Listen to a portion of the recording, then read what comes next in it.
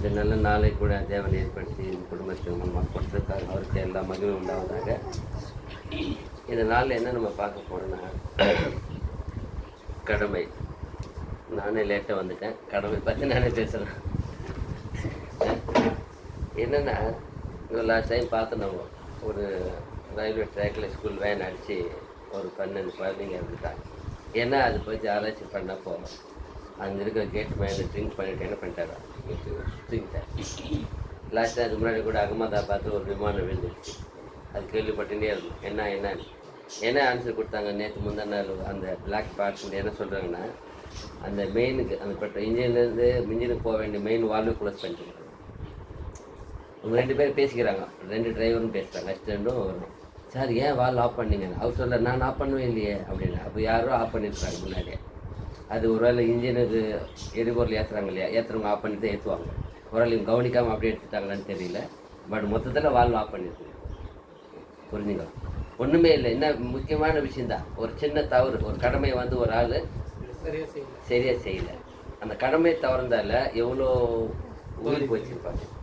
இங்கே கடமை தவறுனா கேட்டில் குழந்தை போயிட்டாங்க. அங்கே பாருங்க, அந்த வால்வு ஆஃப் பண்ணிட்டு இருக்கிறான். இன்ஜினுக்கு வர வால்வு எல்லா பெட்ரோலும் வால்வு க்ளோஸ் ஆஃப் பண்ணிட்டு இருக்கிறான். அவங்க 2 பேரும் பேசிக்கிறாங்க இந்த பாக்ஸில். சார் ஏன் வால்வு ஆஃப் பண்ணி மெயின் கேட்குறாரு, அசிஸ்டன்ட் கேட்குறாரு, இவர் இல்லைன்னு சொல்கிறார். அப்போ புரியுது, வால்வு க்ளோஸ் பண்ணிக்கிறது எப்படி எடுக்க முடியும்? எடுக்கலாமா? இது கொஞ்சம் இருக்குமா, பட் ரொம்ப தூரம் போகாது. அதுக்கு தான் 4 நிமிஷம் போயிருக்குது. ஆஃப் பண்ணதால எதுவுமே எல்லாமே போயிடுச்சு, எல்லாம் உயிர். அப்போ புரிஞ்சுது. ஏன்னா அது மாதிரி நிறைய விஷயத்த பார்க்குறப்போ என்ன ஆகுது, இப்போ எல்லாமே அவங்க கடமையை செய்யாத போகிறதால என்ன ஆயிடுது, பாதிப்பு வருது. அதனால் நஷ்டம். அப்போது நம்ம வருது, நம்ம ஆவியின் வாழ்க்கையில் இருக்கிற நமக்கு நம்ம கடமை நாம் செய்யாமல் போயிட்டால் நமக்கு என்னென்ன ஆகும்? போட்ட அந்த கடமை எப்படி செய்யணும்? இப்போ ஒரு சிலர் சொல்லுவாங்கன்னா ரொம்ப ஸ்டிக்காக இருப்பாங்க எல்லா விஷயத்திலும். கருணை, தயவு, அன்பு, இரக்கம் இல்லாமல் அப்படி செய்ய சொல்லி இங்கே சொல்ல. ஏன்னா இயேசு கிறிஸ்து வர்றாரு. அவர் என்ன செய்கிறாருன்னா, பிதாவுக்கிட்ட என்ன ஒத்துக்கொண்டாரு, அந்த கடமையை சரியாக செய்கிறார். குறைவு இல்லாமல், எதுலேயும் ஒரு வருத்தம் இல்லாமல், எதையும் வந்து ஒரு அலட்சியமாக இல்லாமல், முறுமுறுப்பு இல்லாமல், எல்லாத்துலேயும் பொறுப்பாக அழகு கடமை செஞ்சுட்டு போகிறார். அதே மாதிரி அதை பார்த்தா அப்போஸ்தலர் கூட அவரும் அப்படி செய்கிறாங்க. ஏன்னா அவர் சொல்கிறார், என்ன கற்றுக் கொடுக்குறாரு, நீங்கள் எதையும் முறுமுறுப்புடன் என்ன பண்ணாதீங்க, என்ன சொல்கிறது, சனுக்கு என்ன சொல்கிறது, அதாவது எதுவுமே வந்து வருத்தமாகவும் வேதனையாக பண்ணாதீங்க. எது செஞ்சால் எப்படி செய்யுங்க, மன நிம்மதியோட அன்போட பணிவோட செய்யுங்கன்றார். அப்படி பார்க்குறப்போ அப்போ நம்ம கடைசியாக இருக்கிறோம். இப்போது நம்மளுடைய எல்லாருடைய நடவடிக்கை அவர் கண்காணிக்கிறாரு. அப்போ நம்ம கடமையை எப்படி செஞ்சுருக்கிறோம்? ஏன்னா நம்ம என்ன மிஸ்டேக் பண்ணால் நம்ம இழக்க போகிறது நம்ம ரட்சிப்போம். நம்மளால் நம்ம நம்பி இருக்கிறவங்க எல்லாருக்கும் என்ன ஆகிடும், எல்லாருக்குமே எடுப்பாயிடும். அப்போ தான் அதனால தான் நாம் என்ன பண்ணலான்னா, அந்த கடமையை பற்றி என்ன எப்படி சொல்லியிருக்குது வேதத்தில் ஒரு சில வசனத்தை பார்க்கலாம். 22ஆம் அதிகாரம் மத்திய எழுதின சுவிசேஷம் 22, 37, 40 வரைக்கும். இயேசு அவனை நோக்கி, உன் தேவனாகிய கர்த்தரிடத்தில் உன் முழு இருதயத்தோடும், உன் முழு ஆத்மாவோடும், உன் முழு மனதோடும் அன்பு கூறுவாயாக. இது முதலாம் பிரதான கற்பனை. இதற்கு ஒப்பாயிருக்க 2ஆம் கற்பனை என்னவென்றால், உன்னிடத்தில் நீ அன்பு கூறுவது போல பிறனிடத்திலும் அன்பு கூறுவாயாக என்பதே. பாருங்க, இவ்வளவு அழகா சொல்லிக்கிறார் பாருங்க. இதான் முதலாம் கற்பனை. அதுக்கப்புறம் முடிவு கற்பனை அறிஞர் சொல்லிட்டாரு. இது எல்லாமே என்ன இருக்குது, அந்த 2வது கற்பனைன்னு சொல்லிட்டாரு. இது எல்லாமே என்ன சொல்றாரு கடைசியா, இவ்விரண்டு கற்பனைகளிலும் நியாயப்பிரமாணம் முழுமையும் தீர்க்க தரிசனங்களும் அடங்கி இருக்கிறது. எல்லாமே கம்ப்ளீட் ஆகி போச்சுன்றாரு. அந்த முதலாம் கற்பனை தேவன் சொல்லிட்டாரு, முழுமையா அன்பு. இப்போ எல்லாருமே பொதுவாக தேவன் முழுமையா அன்பு பொறுத்தல குறைவு இருக்கிறது இல்லை.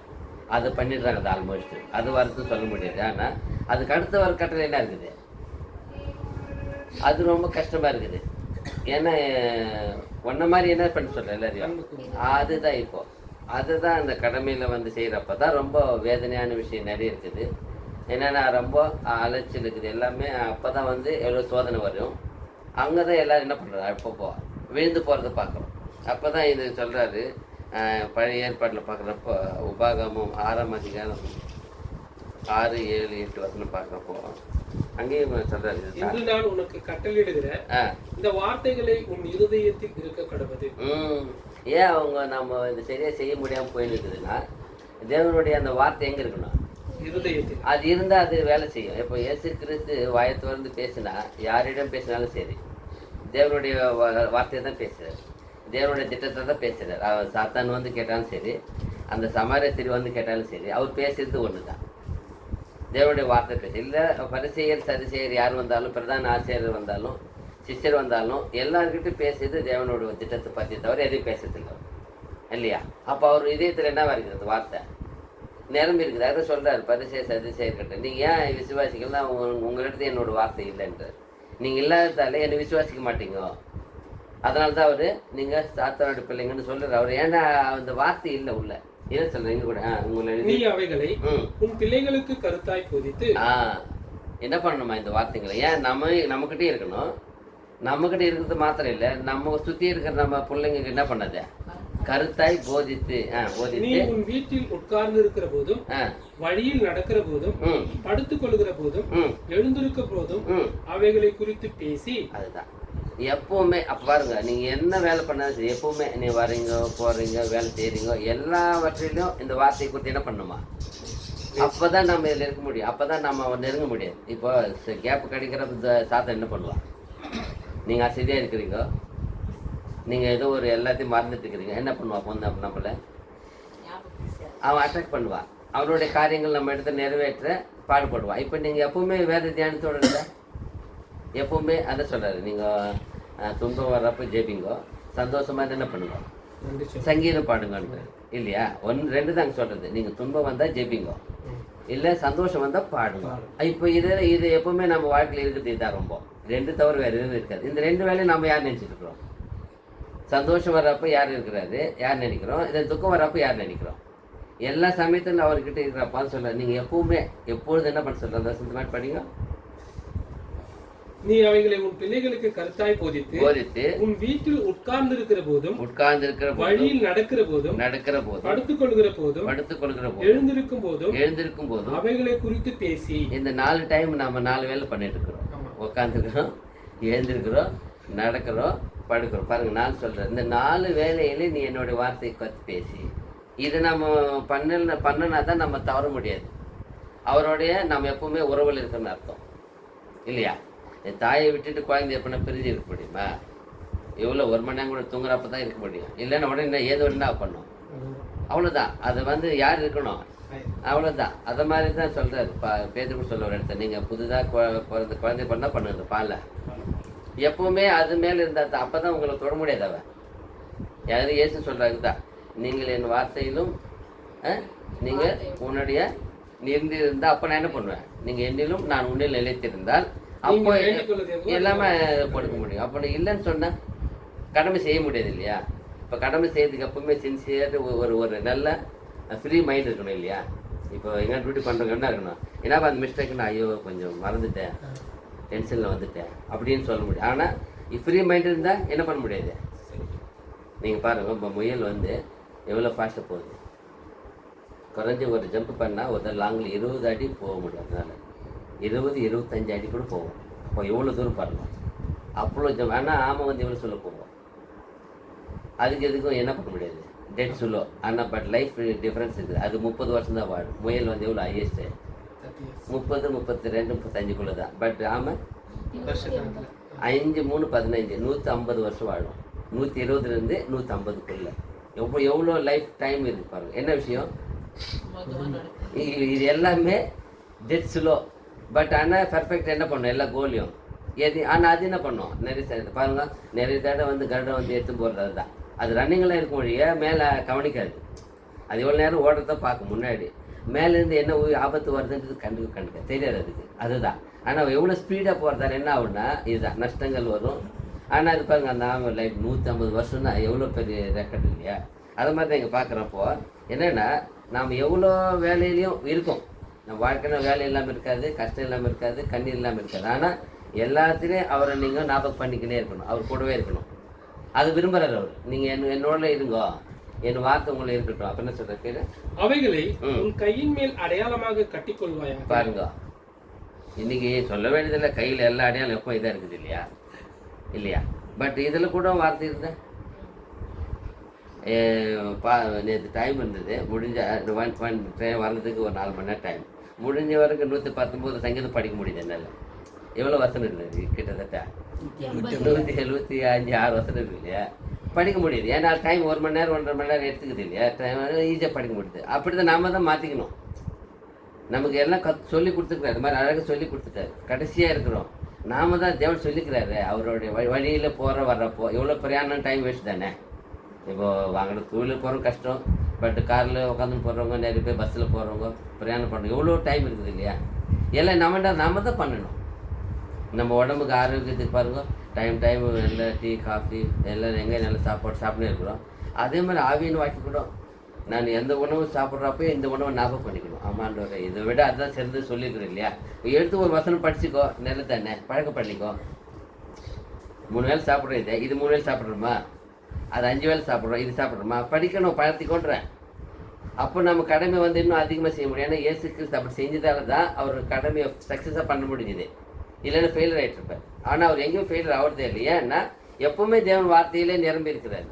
அதுதான் பாருங்க, எபேசியர் 8 வரைக்கும் ஆயிடுச்சா நாங்க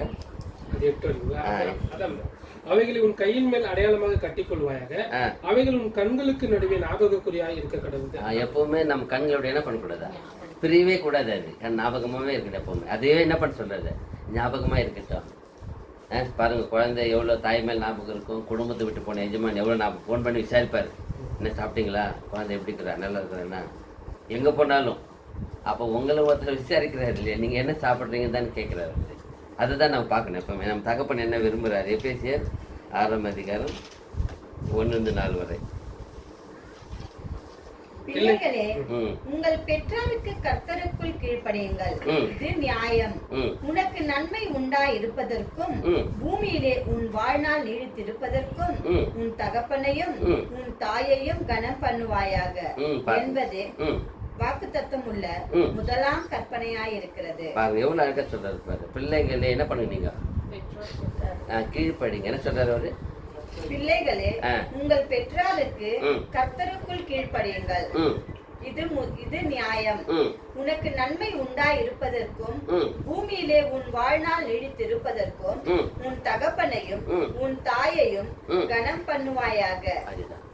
அப்போ வந்து ஒரு எல்லாத்துக்கும் ஒரு லிங்க் கொடுத்துரு. பொறுமையா என்ன பண்ணான், கீழ்ப்படினோம். இதுதான் அவன் என்ன பண்ணான், கனம் பண்ணணும். கனம் பண்ணுறது தான் இருக்குது. இன்னைக்கு கனம் எங்கே இருக்குது, அதிகமாக கனவீனமாக தான் போய் பண்ணிட்டு இருக்கிறாங்க. அப்போ வேத வசனம் இல்லாததால் தானே குறை. வசனம் இருந்தால் வசனத்தின்படி நீங்கள் போங்க. நீங்கள் என்ன ரோமன் கேத்தலிக் இருக்கிற அந்த வீட்டுக்கு போங்க, அந்த ரோமன் கேத்தலிக் இருக்கிற பிரியல் இருக்கிற வீட்டுக்கு.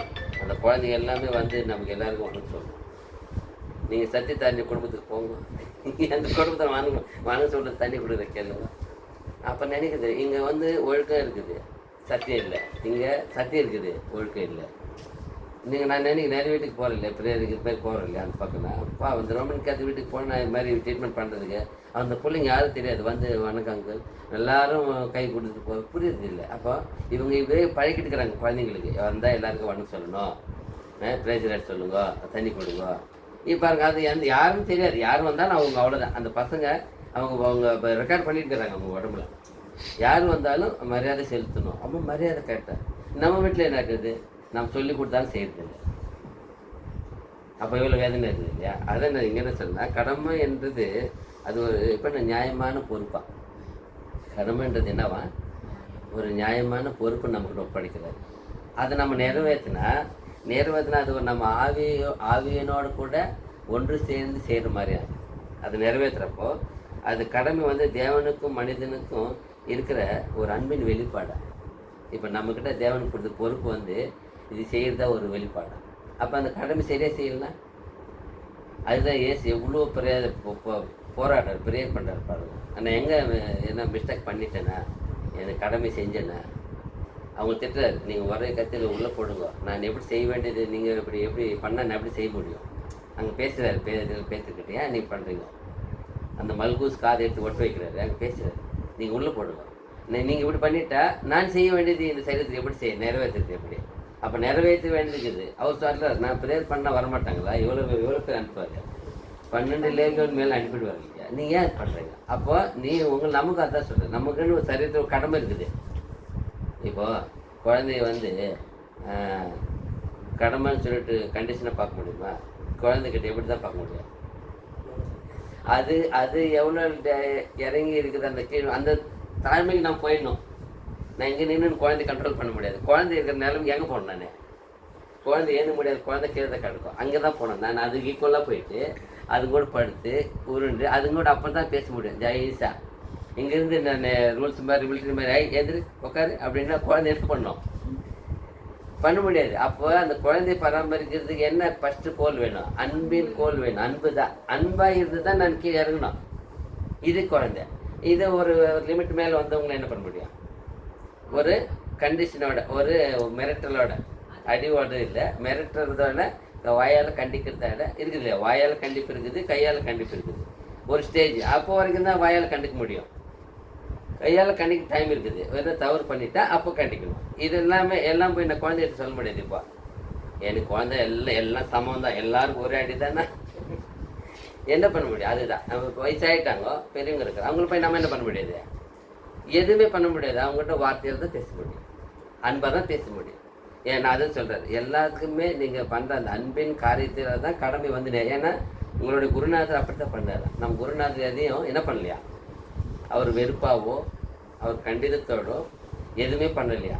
ஒரு சமயம் என்னென்னா அந்த இதில் மட்டும் பண்ணார். எங்கள் ஆலயத்தில் மட்டும், தேவாலயத்தில் மட்டும் அந்த பக்தி வைராக்கியம் என்னை பட்சிக்கிறேன்னு எழுதிக்கிட்டு இல்லையா? அதை நிறைவேறத்துக்கு பண்ணார் அந்த விஷயத்தை.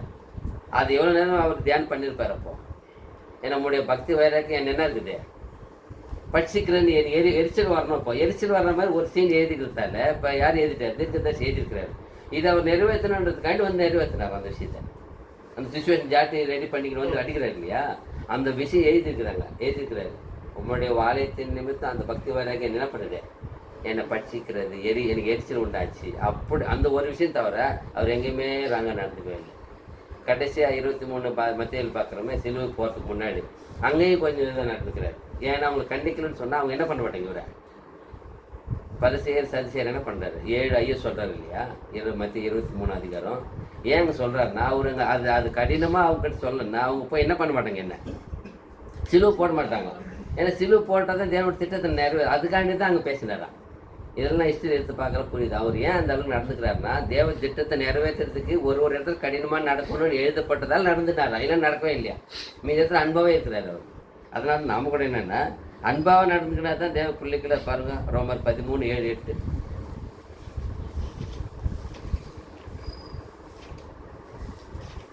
ஆகையால் யாவருக்கும் செலுத்த வேண்டிய கடமைகளை செலுத்துங்கள். எவனுக்கு வரியை செலுத்த வேண்டியதோ அவனுக்கு வரியையும், எவனுக்கு தீர்வை செலுத்த வேண்டியதோ அவனுக்கு தீர்வையையும் செலுத்துங்கள். பாருங்க, யாருக்கு என்ன செலுத்தணுமோ. இப்போ தேவனே ஒரு உன்னதமான பிளான் பண்ணி ஒரு ஒண்டியாக இருக்கிறாரு. ஒரு என்ன சொல்கிறது, ஒரு என்ன சன்னியாசின்னு சொல்கிறது, தனிமையாக இருக்கிறார் இல்லையா? தனிமையாக இருக்கிற அவரே ஒரு குடும்பமாக ஏற்படுத்தி தேவனுக்கு கொடுக்குறாரு. யார் ஏற்படுத்துது? தேவனை ஏற்படுத்தி குடும்பமாக நீங்கள் சந்தோஷம் வாழுங்கோ, உங்கள் மூலியமாக சந்ததி வரட்டும், அதை நீங்கள் அன்பாக உங்களை மாதிரி அழகாக வளர்த்து சத்தியத்தில் வளர்த்துருங்க. இதான் அவரோட நோக்கம். நீங்கள் 2 பேரும் வாழாமல் சண்டை போட்டுக்கிட்டே இருந்தால் அவர் ஏற்பாடு என்ன? இருக்கிற கொஞ்சம் காலம் உங்களுக்கு வாலிபமான காலம் இது. இந்த காலத்தை என்ன பண்ணு? சந்தோஷமாக நீங்கள் அன்பாக தேவனுடைய திட்டத்தின்படி இருங்கன்னு ஏற்பாடு. இப்போ இது ஏற்பாடு அதுக்கு தான் விவாகம், அதுக்கு தான் அது கொடுத்தது. இப்போ நம்ம டெய்லி சண்டை போட்டுக்கிட்டே இருந்தால் என்ன ஆகும்? தேவ திட்டம் நிறைவேறுமா? அப்புறம் 2 பேர் கடமையில் என்ன வராங்க? கடமையை உணர்ந்துக்கல. நம்ம எதுக்கு தேவனு படைப்பு எதுக்கு? இந்த வயசில் அந்த ஒரு நிகழ்வு இருக்குது. குழந்தை பெற்றுக்கணும், வளர்க்கணும். குழந்தை பெற்ற அப்புறம் அந்த நிகழ்வு என்ன? குழந்தைய வளர்க்கணும். அவங்க எப்படி வளர்க்கணும்? அவங்கள தேவனுடைய பிள்ளைகளாக வளர்க்கணும். அந்த கடமை அங்கே இறந்துடக்கூடாது. அங்கே நான் அந்த குழந்தைங்க எல்லாமே பண்ணலைன்னா ஹிஸ்ட்ரியில் பார்த்தா பல ஹிஸ்ட்ரி கூட இஸ்ரேலில் அந்த காலத்துலேயே ஒரு 100 வருஷத்துக்கு முன்னாடி 200 வருஷத்துக்கு முன்னாடி கூட அவங்க எப்போ ப்ரெக்னென்சி ஆகிறாங்களோ அன்னிலேருந்தே போய் கடையில் போய் நோட்டு பேனை வாங்கிட்டு வந்து டெய்லி மேக்ஸ் பண்ணி கடினமான கணக்கெல்லாம் போட்டுன்னே இருப்பாங்க. அவங்க வந்தவன் இஸ்ரேல் எல்லாரோட குழந்தைக்கு தானே புரியவே இல்லை. அந்த ஹிஸ்ட்ரி எடுத்து பார்த்தா என்ன எப்படி இருக்குது? அவங்க எப்போவுமே அப்படி தானே. எப்போ ப்ரெக்னென்சி ஆகிறாங்களோ அவங்க பெரியவங்க சொல்லிடுவாங்களாம். அந்த தேவ இருக்கிறாங்க இல்லையா, ஊழியர்கள், அவங்க சொல்லிடுவாங்களாம், நீங்கள் போயிட்டு கணக்கு நோட்டு வாங்கிட்டு வந்துட்டு டெய்லி கணக்கு பண்ணிக்கிட்டே இருக்கணும். அந்த ப்ரெக்னென்சி இருக்கிற வரைக்கும் அவங்க டெய்லி மேக்ஸ் பண்ணிக்கிட்டே இருக்கணும். பேஜாக பண்ணுவாங்களாம். ஏன்னா அந்த குழந்தைங்க அந்த உள்ளவே என்ன பண்ணுறாங்க, அவங்க நீங்கள் வெளியே வந்து படிங்க தியானம் பண்ணுங்கன்னு சொல்கிறது இல்லையா. அவங்க பண்ணுற வேலை தியானம், ப்ரேயரு, அதுக்கப்புறம் இந்த கணக்கு பாடங்கள், இங்கிலீஷ் படிக்க வேண்டியது, இதுதானா எல்லாமே அவ்வளோ ஞானமாக வளருவாங்க. ஏன்னா அவங்களுடைய தேசத்தில் அது ஒரு இதுவாகவே இருக்குதா, அது ஒரு பழக்கமாக இருக்குதா. அவர் என்ன சொல்ல சடங்கு மாதிரி வச்சுட்டாங்களா. யார் ப்ரெக்னென்சி வந்தாலும் மேக்ஸ் புக் வாங்கிட்டு மேக்ஸ் பண்ணிக்கிட்டே இருக்கணும். கடினமான கணக்குங்கோ, சாதாரணமான மல்டிப்ளிகேஷன் ப்ளஸ் மைனஸ் இல்லை, இன்னும் அதிகமாக அக்கௌண்ட் சிஸ்டமில் போகிறோங்க இல்லையா, அவ்வளோ கடினமான கணக்கு பண்ண வைப்பாங்களாம். பண்ணவே ஆகணுமா, ரூல்ஸாக பண்ணாதான் என்ன ஆகுமா, அந்த குழந்தை உள்ளவே என்ன ஆகுமா. இப்போ நம்ம நினைக்கிறோம் வெளியே வந்துட்டு நல்ல டேலண்ட்டு காலேஜ் போட்டுட்டா நல்ல ஸ்கூல் போட்டுட்டா வளர்ந்துருன்னு நினைக்கிறோம். அது தவறா. எங்கே வளர்க்கணும், எப்போ வளர்க்கணும், நீங்கள் வயிற்றில் விழுந்த உடனே கட்டுத்திட்டங்கள். அவங்க அன்னிலேருந்து திராட்சை அது மாதிரி ஃப்ரூட்டில் சாப்பிட மாட்டாங்களா. ஏன்னா அது எல்லாமே ஆல்கஹாலிசமாக ஆகிடுமா. ஒரு திராட்சை காய் கூட அந்த ப்ரெக்னன்சி முடிகிற வரைக்கும் சாப்பிட மாட்டாங்களா. ஏன்னா அது தவறான எந்த உணவும் உள்ளே போவாதான். வேதத்தின்படி அவங்க என்ன சொல்லு அந்த இதை பற்றி தான் பண்ணுவாங்களா. அவங்க சொல்லுவாங்களா, அந்த போதகர்னு சொல்லுவாங்களா இப்படி இருக்கணும், இதை பண்ணணும். அப்படியே உள்ளே தான் ப்ரிப்பரேஷன். நீங்கள் அமைதியாக இருந்தால் ப்ரேயர் நல்ல ஜெபம் பண்ணால் அவன் வருவான். வெளியில் வந்த அப்புறம் பைபிள் படி நல்ல கராத்தே ஸ்கூலுக்கு போ. அங்கே இல்லை, உள்ளே இருக்கிறப்போ நீங்கள் எல்லா கட்டுத்திட்டத்தையும் நீங்கள் மெயின்டைன் பண்ணால் ஆகிடும். இது யாருக்குமே தெரியுது, ரெண்டு ஆளுங்க தெரிய போகுது. நல்ல இன்டர்நேஷ்னல் பிரெயின் காலேஜ்னு போட்டாங்கன்னா அங்கே போய் பிரெயின் வச்சுருவாங்கன்னு நினைக்கிறாங்க. கிடையாது. யார் வைக்கிறது, எந்த பிரெயினும் யாரும் வைக்க முடியாது. யார் வைப்பார், தேவன் தான். அது எங்கே வைப்பார், எப்போ வைக்கிறாரு, அதுக்குன்னு ஒரு டைம் இருக்குது. அந்த டைமில் தான் சரி அந்த கடமை வந்து எப்போ பண்ணணும். அதுக்கு தான் நம்ம என்ன சொல்கிறாங்கன்னா, இந்த தமிழ் இதில் நம்ம ஒரு இதில் கலாச்சாரத்தில் வயமாக இருந்தால் சந்தோஷமாக இருக்கணும், அமைதியாக இருக்கணும், அன்பாக இருக்கணும் போட்டுடுறாங்க. அதுக்கு என்ன மீனிங் தெரியாது. அதுதான் விஷயம். நம்ம அதை பார்க்குறோம். இங்கே யாருக்கா சொல்லியிருப்பார், யாருக்கு என்ன செய்யுங்க 8 வசனம் சொல்லுது. ஆகையால் யாவருக்கும் செலுத்த வேண்டிய கடமைகளை செலுத்துங்க. அதுதான், யாவருக்கும் செலுத்த வேண்டிய கடமைகள். எல்லாருக்கும் ஒரு கடமை இருக்குது. அந்தந்த வயசுல அந்த கடமை செலுத்தும். அந்த கடமையை தவறி விட்டுட்டா 60-70 வயசு ஆகிட்டு போய் நான் கடமை நிறைய பேலன்ஸ் ஆகிது போய் செய்கிறேன்னா என்ன பண்ண முடியும். அப்போ நிற்கிறதுக்கு நாடி இருக்காது இல்லையா. அதுதான் இங்கே சொல்கிறது தான். 1 தீமோத்தேயு 5:8.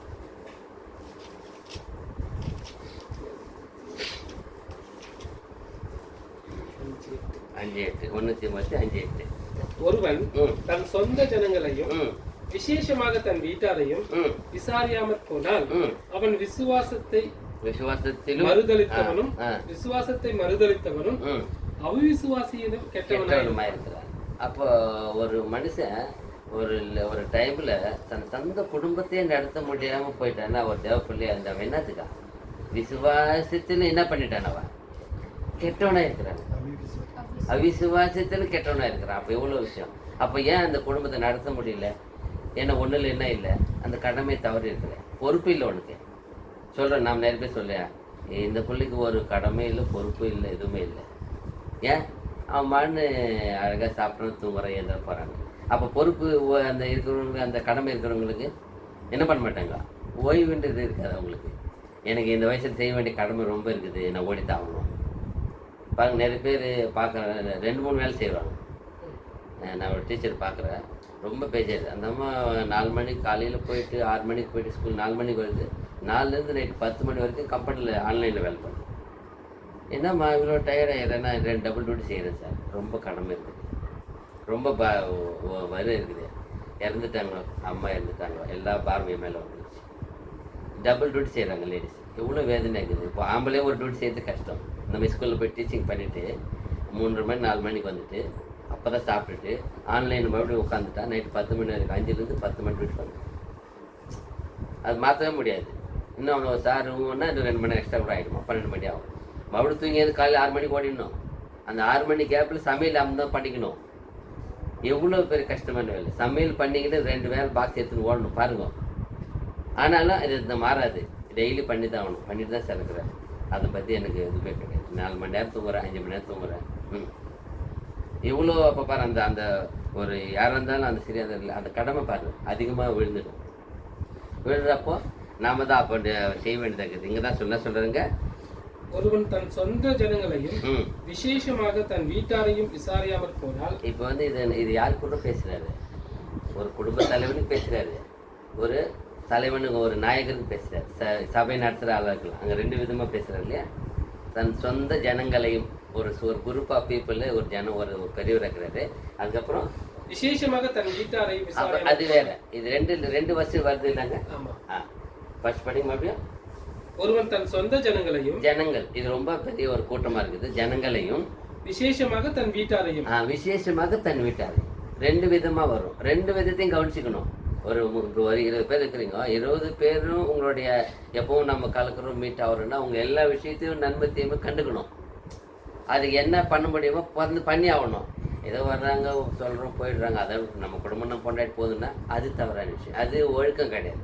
அது தலைவன் என்ற ஒரு போதகர் என்ற அந்த விஷயத்துக்கு அது அருகதை இல்லைன்னு சொல்கிறாங்க. ரெண்டு சொல்கிறாரு, ரெண்டுத்தையும் மெயின் பண்ணோம். சபைன்னா சபை தலைவர் வந்து போதிக்கிறதோடு மட்டும் இல்லை, அது உலகம்தான். நீங்களாம் வேறு வேறு சபையில் அப்படி தான் போதிக்கிறாங்க. இங்கே வந்தீங்களா, எனக்கு காணி போட்டிங்களா, உங்கள் ப்ரேயர் பண்ண போயிட்டீங்க, அவ்வளோதான் ஆயிடுச்சு. உங்கள் கல்யாணத்தை கூப்பிடுங்க, உங்கள் கர்மாதி கூப்பிடுங்க, வர்றேன். ரெண்டு விஷயம் தான் வீட்டுக்கு வருவேன், அவ்வளோதான் இன்றைக்கி நடக்குதுங்க. அப்போ ஏற்பட்ட விசுவாசம், அப்போ ஏற்பட்ட அன்பு இது இல்லை. உங்கள் எல்லா நன்மை தீமைகளையும் பங்கெடுக்கணும். அதுதான் குடும்பம்னு சொல்ல மாட்டேன் இல்லையா? சொல்கிறது என்ன சொல்கிறாரு? ஒருவன் தன் சொந்த ஜனங்களையும் அழகாக சொல்லிட்டேன். சொந்த ஜனங்களையும் சொல்லிட்டு கீழே இருக்கிற விஷயம் ஆடாவும். விசேஷமாக தன் வீட்டாரையும் விசாரியாமற் போனால் எல்லாத்துக்கும் வந்துடும். புரியுதுங்களா? விசாரியாமற் போனால் எல்லாத்துக்கும் வரும். மேலே சொன்னவங்க கூட சொந்த ஜனங்களையும் சொல்லிட்டு விசாரியாமற் போனால் அவன் விசுவாசத்தை மறுதளித்தவனும் அவிசுவாசியிலும் கெட்டவனாயிருப்பான். நம்ம விசாரிக்க வேண்டியது ஒரு பொறுப்பு, அதுக்கு தான் கொடுத்துருக்கு. தலைவன் சொன்ன ஒரு ஊழியர் சொன்ன ஒரு சாதாரணமான விஷயம் இல்லை. அது இயேசு கிறிஸ்து அப்படித்தான் இருந்தார். எல்லாருக்கும் அப்போஸ்தலர் என்ன பண்ணார்? ஒவ்வொருத்தர் என்ன பண்ணுறாரு? விசாரிக்கிறாரு. எங்கே வந்து தோமா வந்து அவிசுவாசம் ஆயிட்டார். அந்த தோமாவுக்காண்டி அந்த சரித்திரம் வந்து நிற்கிறாரு. ஏன் சொல்லுங்க? அவன் அவிசுவாசம் பண்ண போயிட்டு விட்டுருக்கான் இல்லையா? என் தோமா பேசிட்டான், என்னை பற்றி என்ன பேசிட்டான்? நான் அவர் விரலில் அந்த ஓட்டையில் கை போட்டால் தான் நம்ப மாட்டேன்னு சொல்லிட்டான். அவர் அவனுக்காண்டி அந்த ஒரே ஒரு வார்த்தைக்காண்டி வர்றாரு. வந்து வா, வந்து கை போட்டு என்ன பண்ணு, ஃபஸ்ட்டு விசுவாசத்தை என்ன பண்ணு, அவிசுவாசத்தை சொல்கிறாருங்க அந்த வார்த்தையை. அப்போ எவ்வளோ அன்பு இருக்கணும் அவர் மேலே. அவர் புத்தி சொல்லலை, அறிவு இருக்குதா இந்த மாதிரி கேட்டேன்னு சொல்லவே இல்லை. சொன்னாரா? வந்து உன் அவிசுவாசத்தை நீக்கிறார். அதுதான் குருநாதர். வா வந்து கூப்பிட்டு சொல்கிறார், கை போடுவா. நீ என்ன சொன்ன? அப்போ அழுகுறான். ஐயோ, அவர் தான் இன்னைக்கு இந்த சுவிசேஷம் இங்கே வர்றதுக்கு காரணம் யாரு? இப்போ ஏற்பட்ட ஆளாக்கிட்டார் அவர். ஒரு அவிசுவாசி ஆகிட்டான்னு விட்டு ஒதுங்கிறது இல்லை, வந்து அவிசுவாசத்தை நீக்கி போடணும்.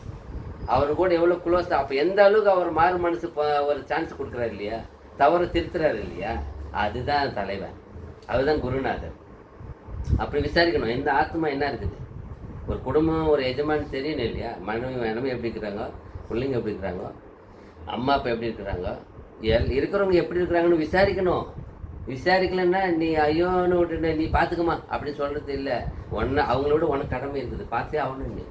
ஏன்னா வசனம் சொல்லுது, நாம் சொல்லலை, வசனம் சொல்லுது விசாரிக்கணும். சாப்பிட்டீங்களா, நமக்கு என்ன போட்டோ கிடக்கட்டும் பார்த்துக்கலாம். அது தேவ பொருளுக்கு அழகு இல்லை. விசுவாசத்திலும் அது கெட்டவனா ஆயிடுவான்னா. இன்னைக்கு விசாரிக்கலன்னு சொன்னால் ஒன்று தான் லிஸ்ட்டு உனக்கு. நீ விசாரிக்கலன்னு சொன்னால் ஒரே லிஸ்ட்டில் வச்சிட என்ன இருக்கிறாங்க. விசுவாசி கணக்கில் கூட வரலன்னா பாருங்க. அப்போது விசாரிக்க வேண்டியது சபையாகட்டும், சங்கமாகட்டும், ஒரு கூடுகையாகட்டும், ஒரு குடும்பமாகட்டும், யாரையும் விசாரிக்கணும். குடும்ப தலைவர் தான் விசாரிக்கணும். விசாரிக்க வேண்டியது நம்ம பண்ண. அப்போ தான் நம்ம இங்கே ஒன்றுமே பண்ணிக்கலாம். மேலே போய் உட்காந்து இது பெரிய பெரிய அதிகாரம் கொடுத்து என்ன பண்ண போகிறோம்? இன்றைக்கி உட்காந்துக்கிறாங்களே எல்லா மினிஸ்ட்ரி எது கண்டுக்காம அது மாதிரி தான் இருக்க போகுது. பார்த்தீங்களா? அப்படி தான் ஆகணும் பாருங்கள். அப்புறம் 1 கொரிந்தியர் 9:16. சுவிசேஷத்தை நான் பிரசங்கித்து வந்தோம், மேன்மை பாராட்ட எனக்கு இடமில்லை. சுவிசேஷத்தை நான் பிரசங்கித்து வந்தும் மேன்மை பாராட்ட எனக்கு இடமில்லை. பாருங்களா? ஏன் மேன்மை பாராட்டக்கூடாது கேட்டாங்க. அது என் மேல் விழுந்த கடுமையாய் இருக்கிறது. அதுதான் இது வந்து இன்னைக்கு நம்ம என்ன நினைக்கிறாங்க எல்லாம் போதுக்கிறேன், எனக்கு நல்லா வேலை கொடுத்தாரு, இதுவே பெருசு, இதுவே பெருசு நினச்சிருக்கிறேன். என் ஸ்டைலில் நீங்கள் சொல்லாதீங்க, நான் எனக்கு கொடுத்தாரு நான் சொல்கிறேன். அவர் தான் உன் ஸ்டைலு உன்னோட வார்த்தை வச்சுது அவர் தான். இது யாருன்னு சொல்லிக்கலாம். ஒரு இடத்துல நான் போகிறப்ப எனக்கு ஷாக் ஆகிடுச்சு. என் அப்பருக்கு 10-12 வருஷம் நான் என்ன பேசிட்டு வந்தனோ அவர் அப்படியே எழுதி கொண்டாந்து காமிச்சார். எனக்கு காமிச்சு எனக்கு ஃபஸ்ட் டைம் தடதன்னு ஆகிப்போச்சு மாதிரி. என்னென்னா நம்ம அல்பமானவங்க இல்லையா, நம்ம பேசுகிற வார்த்தையெல்லாம் எழுதி அப்படியே 2-4 பேப்பர் கொண்டாந்து கொடுக்குறாரு. நீங்கள் எப்போ வந்தாலும் எனக்கு தெரியாது இவர் ரொம்ப வருஷமாக எழுதிக்கிறாருன்னு. அவர் சொல்ல இந்த வசந்தை நான் அப்படியே போய் எல்லா சபையிலும் பேசுகிறேன் சார், எல்லாம் விசுவாசிக்கிறாங்க, நல்லா இருக்கிறாங்க, நல்லது. அதான் ஐயோ இவ்வளோ பெரிய பாக்கியம் ஆண்டவர் அல்பமான இல்லைப்பா, ஏதோ எனக்கும் அவர் கொடுத்தாரு, என்னமே போதுக்கிற அவங்களும் கொடுத்தாங்க, பேசுறதை வச்சு தான் நான் பேசுகிறேன், அவ்வளோதான். நம்ம கடமை தான், இதுக்காக நான் என்ன பண்ண முடியாது. எனக்கு ரொம்ப அறிவு பெற்றார், எப்பவுமே அந்த வேலை தான் இருக்கிறேன் அப்படின்னு சொல்லக்கூடாது. அப்போ என்ன ஆகிடும், மேன்மை பாராட்டுறது ஆகிடும் இல்லையா. அதை சொல்கிறார், என்ன சொல்கிறாங்க, இது அது என் மேல் விழுந்த கடமையா இருக்கிறது. அவ்வளோ சுவிசேஷத்தை நான் பிரசங்கியாது இருந்தால் எனக்கு ஐயோ அதுதான் இங்க இந்த இந்த இந்த ஜென்மத்துக்குன்னு இந்த ஒரு வார்த்தை கொடுத்து விசுவாசிக்க வச்சு அந்த நிறைய விசுவாசம் ஏன் கொடுத்துருக்கிறாரு, அது பகுத்தறிவு ஏன் கொடுத்துக்கிறாரு, பிரித்து எங்கெங்கே கொவுத்தா இது ஒரு ஒரு ஒரு ஒரு என்ன ஒரு உருவமாக வரும்ன்றது நம்ம கொடுத்துருக்குறாரு இல்லையா. அதை கொடுத்தது யார் தான், தேவன் தான் கொடுத்துருக்குறாரு. அப்போ அந்த அறிவு யூஸ் பண்ணிட்டு ஏந்துன்னு சொன்னேன், ஏன் மாடல்னு சொன்னேன், ஏன் பிளான் சொன்னேன், நான் பைத்தியக்காரன் பண்ணேன். அது ஐயோன்றாங்க. இதே மாதிரி பண்ணுங்க, பேசுங்க, நல்லது, யார் மாதிரின்னு பேசுங்க. எப்படியோ தேவனோட வசனம் சொல்கிறார் பவுல். எப்படியோ என்ன ஒரு தடவை என்ன சொல்கிறாங்க, என்னுடைய கட்டு அதிகமாக அடி வாங்கணும்னு கொஞ்சம் அதிகமாக என்னை பற்றி சொல்கிறேன், என் பேர் சொல்கிறாங்க. ஒரு சிலர் எப்படியோ சொல்லி பிரசங்கம் என்ன ஆகுது, பிரபலம் ஆகுது. எது எப்படியோ பிரபலம் ஆகிறது எனக்கு வேணுன்றார். அந்த மனசு தான் வேணும், அதுதான் கிறிஸ்துவ மனசு. எது எப்படியோ பிரசங்கம் என்ன ஆகணும், அதிகமாகணும். அது தடை பண்ணக்கூடாது, தடை பண்ணால் ஐயோ ஆகிடும். அது சொல்கிறாங்க தடை பண்ணவே கூடாது, தடுக்கவே கூடாது. உங்கள் வசதி எடுத்து போய் உங்களை மாதிரி பேசிக்கிட்டு இருக்காரு அனுப்பிக்கிட்டோம், தடை பண்ணக்கூடாது. என்ன மாதிரி எந்த மாதிரி பேசாதுன்னு சொன்னால் ஐயோ வசனம் சொல்லிடுச்சு. என்ன சொல்கிறது சொல்லுங்க. சுவிசேஷத்தை நான் பிரசங்கித்து வந்தும் மேன்மை பாராட்ட எனக்கு இடமில்லை. என்ன சுத்தமாக மேன்மை பாராட்டுற விஷயமே இல்லைன்ற ஊழிக்காரு யாருன்னா என்ன பேசுவா, மேன்மை பாராட்டுறதுக்கு சான்ஸே கிடையாது. ஏன் அப்படின்னா என் மேல் விழுந்த கடமையா, அதுதான் உன்னுடைய இந்த ஜென்மத்துக்கு இந்த உடம்பு கொடுத்த கடமை. அது உனக்கு இருக்க டேலண்ட், அதுதான். அந்த ஆவியை அவர் வச்சுக்கிறாரு, அந்த வரத்தை வச்சிருக்கிறாரு. அந்த வரம் யாருது, அவ்வளோதானே. ஒவ்வொருத்துக்கும் ஒரு வரம் இருக்குது. அந்த மியூசிக் டேலண்ட்டாக வாசித்து நல்லா அழகாக ஏற்று பாட முடியுது. அந்த வரம் யார் கொடுத்தா, எந்த லைன் எங்கே வைக்கணும், அந்த வரம் ஆவியை கொடுத்ததால் தான் பாட்டு எழுத முடியும், பாட முடியும். இல்லைன்னா எழுத முடியுமா, நான் எழுத முடியுமா, இவர் எழுத முடியுமா. யார் யாருக்கு ஒரு ஒரு வரம் இருக்குது ஸ்பெஷல். எஸ்பெஷலி நல்ல பெயிண்ட் அடிக்கிறார், அழகாக அடிப்பார், நமக்கு முடியாது. ஒரு நாளெல்லாம் ஒரு செவரு அடிச்சா அவர் ஒரே மணி நேரத்தில் அடிச்சார். வந்து ஒரு நாள் எனக்கு இப்படி சொல்லிட்டேன், இன்றைக்கெல்லாம் அடிச்சுன்னு இருக்கிறாப்பா. தெரியாத வேலை பண்ண அப்படி தானே, தெரியாத வேலை எதுக்கு நான் இன்றைக்கெல்லாம் அடிச்சிருந்தா அவர் வந்து ஒரே மணி நேரத்தில் இந்த பக்கம் அடிச்சு கம்ப்ளீட் பண்ணிட்டேன். ஒன்றுமே புரியல, அப்போ தான் புரியுது. அப்போ அந்த வேலைக்குன்னு அவருக்கு என்ன பண்ணிக்கிறாரு, அதுதான். எந்த வேலைக்கு யார் நியமிச்சாங்களோ அந்த கடமையை அவங்க நல்லா செய்ய முடியும். நான் போய் எல்லா வேலையும் நானே செய்யணும்னு ஆசைப்பட்டு நானே பண்ணியிருந்தேன் அரை குறைய செய்ய முடியும், முழுமையாக செய்ய முடியாது இல்லையா. எனக்கு கொடுத்த வேலையில் தான் நான் எது அதான் சொல்கிறது, நமக்கு எது கொடுத்துருக்காரோ அதில் தான் நல்லா செய்ய முடியும் இல்லையா. அதான் சார் பார்க்குறீங்க. இப்போ எது படிச்சிடப்போ 9:16 1 பேதுரு 2:12 படி.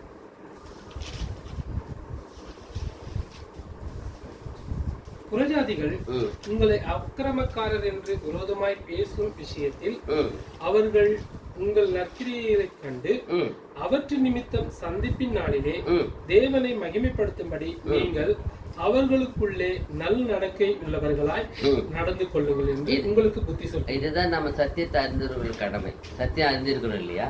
சத்தியத்தை அறிந்திருக்கிறவங்களுக்கு என்ன கடமைன்னா, யாரெல்லாம் நம்மளை வந்து ஒரு அப்பத்தில் நம்மளை தவறாக பேசியிருக்கலாம், தவறாக நினச்சிருக்கலாம், தவறாகவும் நினச்சிட்டு பேசாமல் விட்டுட்டுருக்கலாம். ஆனால் நம்மளுடைய வாழ்க்கை நம்ம சத்தியத்தின்படி நம்ம வாழ்ந்தால் அவர் என்ன பண்ணணுமா, அவர் சந்திப்பின் நாளிலே நான் கூட தவறாக தான் நினச்சவர், ஆனால் இவர் இவ்வளோ உன்னதத்துக்கு வருவார்னு நினச்சே பார்க்கணும். சந்திப்பின் நாளில் தேவனை கொடுப்பார், நம்மளை பற்றி என்ன பண்ணுவார், விட்னஸ் கொடுத்தாரு. அப்படி தான் வரணும். அதை சொல்ல யார் அப்போ நாம தான் என்ன பண்ண, நம்ம கடமையில் தேவனுடைய அந்த வார்த்தை என்ன பண்ண எப்பவுமே நிலைத்திருக்கணும், சரியாக செய்யணும். ஒரு சமையல் மாஸ்டர் ஒரு சமையலுக்கு நல்லா பண்ணுறாருன்னு வச்சுக்கா, அவர் எப்பவுமே அந்த வேலை எப்படி இருக்கணும். அவர் எதனா பொருள் இல்லைன்னு சொன்னால் கேட்பாங்க, சொல்லுவாங்க, அப்பா எந்த பொருள் வேணாலும் கேளுங்க, இல்லைன்னு மட்டும் கம்மியாக பண்ணிடாதீங்க. கம்மியாக பண்ண என்ன வராது சொல்லுங்கள். சமையல் பண்ணுற எல்லாருமே சார் இன்னைக்கு உப்பு இல்லை எப்படின்னா பண்ணிவிடுங்கன்னு சொன்னால் பண்ணிட முடியுமா? என்ன போட்டேன் உப்பு போடலாம் அந்த சமையல் என்ன ஆகாது? சரி இன்னைக்கு எண்ணெய் இல்லை சார், எண்ணெய் இல்லாமல் பண்ணிவிடுங்க சார், என்ன பண்ண முடியுமா? அப்போ பாருங்கள், எல்லாம் சேர்ந்து இதை பண்ணாது. அந்த அவருக்கு எல்லாம் கொடுத்துட்டா தான் சொல்லுவாங்க வீட்டில் இருக்கிறவங்க, என்னம்மா இப்படி இருக்குது இந்த பருப்புன்னா, இருக்கிறது அதான் வீட்டில் வேறு இல்லை, இருக்கிறத வச்சு தானே பண்ண முடியும். அப்போ நீங்கள் வாங்கி வந்து கொடுக்குற கடமையை நீங்கள் மறந்துட்டீங்க. இருக்கிறத செஞ்சு வச்சுக்கிறாங்க, அட்ஜஸ்ட் பண்ணிட்டு சாப்பிட்டு போய் ஆகணும். இங்கே வந்து ரூல்ஸ் கேட்கக்கூடாது. ஏன்னா நீங்கள் வாங்கிட்டு வந்தது என்ன இல்லை, பரிபூர்ணம் போடுற அளவுக்கு இல்லை இல்லையா, குறையா இருக்குது இல்லையா? அப்போ நீங்கள் அரை குறையாக வாங்கி வந்து கொடுத்துட்டு முழுமையாக சமையல் வேணும்னா இல்லையா? பாருங்க, அதில் சொல்கிறது. அப்போ வந்து நாம் எது வந்தாலும் நாம் பரிபூர்ணமாக நடந்துக்கிட்டால் தான் அடுத்தவங்களோட ரட்சிப்புக்கு அது வழிவகுக்கும். ஏன்னா இவங்க தேவனில் இவ்வளோ நல்லா இருக்கிறாங்களே அப்படின்ட்டு அவங்களுக்கு ஒரு மனசு உறுத்தும். ஆண்டவர் அது ஆவை கொடுப்பார் இல்லையா? பாருங்க, 1 யோவான் சுவிசேஷம் தான் 9:4. யோவான் 9:4. பகற்காலமாய் இருக்கும் மட்டும் நான் என்னை அனுப்பினவருடைய கிரியைகளை செய்ய வேண்டும், ஒருவனும் கிரியை செய்யக்கூடாத ராக்காலம் வருகிறது. அப்படின்னா என்ன ஒரு பகல், நம்மளாம் என்ன வெளிச்சத்தின் பிள்ளைகள் இல்லையா? அப்போ வெளிச்சம் இருக்கிறப்ப நம்ம என்ன பண்ணிக்கலாம், சத்தியம் இருக்கிறப்ப என்ன பண்ணிக்கலாம், நம்ம வாழ்ந்துடணும் இல்லையா? இப்போ சத்தியம் இருக்குது, வயசு இருக்குது, சத்தியம் எல்லாம் நுணுக்கம்லாம் தெரியும், எல்லா சத்தியத்தையும் பரிபூர்ணமாக என்ன சொல்கிறாரு கொட்டி கொடுத்துட்டு இருக்கிறாரு. அப்போ நாம் இப்போ வாழ வேண்டிய சேர்ந்து வாழலை சொல்கிறேன் இல்லையா? டேய் படிக்க வேண்டிய வயசு தான், எங்கெல்லாம் சொல்லவே இல்லை படிக்க சொல்லுவேன், எங்களுக்கு வசதி இல்லை, நீ படிச்சுக்கோ மகனை சொல்கிறோம். அவனை செய்வான், படிக்கணும். அந்த படிக்க வேண்டிய வயசில் படிக்காமல் விட்டுட்டா நாங்கள் பாரு படிக்க வேண்டிய வயசில் படிக்காமல் எவ்வளோ கஷ்டப்படுறோம் பாரு. இன்றைக்கி அதானே. ஆனால் நமக்கு நம்ம வயசு காலத்தை கிடையாது, படின்னு சொல்கிறதே இல்லை, படிக்காதுன்னு சொல்கிறது தான் இருக்குது. வாட வேலைக்கு போகலாம், கூலி வேலை செய்யணும்னு சொன்னேன். எங்கள் அப்பாலாம் புக்கு கொளுத்திட்டார், படிக்கிறேன்னு சொன்ன அவனை கொளுத்திடுவார், யூனிஃபார்ம் கொளுத்திட்டார். எனக்கு படிப்பே உயிர், கல்யாணம் பண்ணி கூட படிச்சுன்னு பாருங்க. என்னென்னா அப்படி படிக்க வச்சு தான் இந்த தேவனோட திட்டத்தை கூட படிக்க முடிச்சது அப்போவே. அந்த வயசுக்கு இதையும் 4 மணிலேருந்து இது 2 மணி நேரம் படிச்சிருது. 20 வயசுலேருந்து இது வந்துச்சு கையில். 4 மணி சொல்லி கொடுத்தார் பெரியவர். 4 மணிக்கு எழுந்து ப்ரேயர் பண்ணுறேன், 5 மணி வரைக்கும், 5லேருந்து 6 மணிக்கு படிக்கிறேன். அதுக்கப்புறம் மாற்றிட்டார், 4லேருந்து 6 ப்ரேயர் பண்ணுறேன், 6லேருந்து 1 மணி நேரம் படிக்கிறேன். சரி எப்படி சொன்னாலும் சரி, நாங்கள் அப்படியே கீழ்பட்டு தான். 20 வயசுலேருந்து கற்றுக் கொடுத்தது இன்னைக்கு வரைக்கும் மாறலை. அப்படியே தான் ஃபாலோ பண்ணுறது. படிக்கணும். அது படிக்கிறதா தான் இந்த ஆத்மாவுக்கு ஒரு திருப்தி. இல்லைன்னா போச்சு இன்னைக்கெலாம். அதுக்கப்புறம் நாங்கள் அப்படின்னா ஒவ்வொரு நாள் சாப்பிட்றது இங்கே வருமானம் தானே சார் கற்றுக் கொடுத்தாருண்ணா, நீங்கள் படிக்காமல் டிஃபனே சாப்பிடாதீங்க, தீர்மானம் பண்ணிக்கிட்டார். இன்னும் நல்லா ஆயிடுச்சு. ஓஹோ இது ஒன்று நல்லா இருக்குது, இனிமேல் படிக்கலாம் என்ன பண்ணக்கூடாது. அப்படி வந்தப்போ இன்னும் கொஞ்சம் நல்லா, ஓஹோ ஐயோ வயிறு ஃபஸ்ட்டு எது கொடுத்தாலும் இது படிச்சிடணும் அப்படின்னு ஒரு ஆர்வம் வந்துச்சு. அப்படி வந்ததால தான் தேவன் பரவாயில்ல என் வசதி படிக்கிறியா. அப்போது ஒரு கடமை கொடுப்பார், நீங்கள் நல்லா வேலை செய்கிற கடமை ஆஃபீஸில் பாருங்க, நல்லா வேலை பண்ணுறதுன்னு ஒரு ஆள் வரலன்னா அதையும் அவர்கிட்ட கொடுப்பா செய்வான்னு சொல்லுவாங்களே இல்லையா? இல்லைன்னா சரியாக செய்யாத போய் இன்னொரு பொறுப்பு கொடுப்பாங்களா?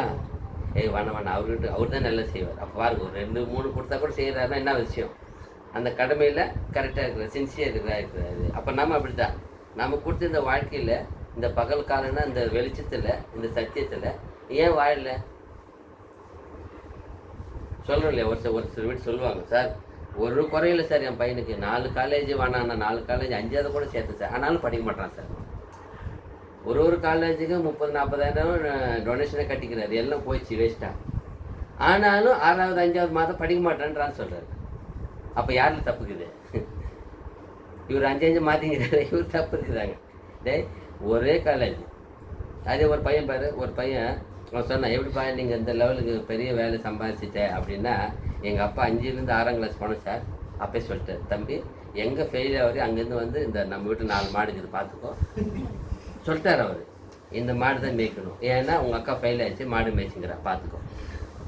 என் அக்கா ஃபெயில் ஆகிடுச்சு, மாடு தான் மேய்ச்சி விட்டார். இவனுக்கு பயம் வந்துச்சு, ஐயோ நம்மள நம்ம அப்படி சொல்லிட்டாரு. இதான் தம்பி என் ரூல்ஸ் இதான், நீ எங்கன்னா போ, எந்த காலேஜில் போடுறேன், எங்கே ஃபெயில் ஆகுறியா அங்கேருந்து என்ன பண்ணிருந்தேன் ரிட்டர்ன். அவன் லாஸ்ட் வரை ஃபெயில் ஆகலை.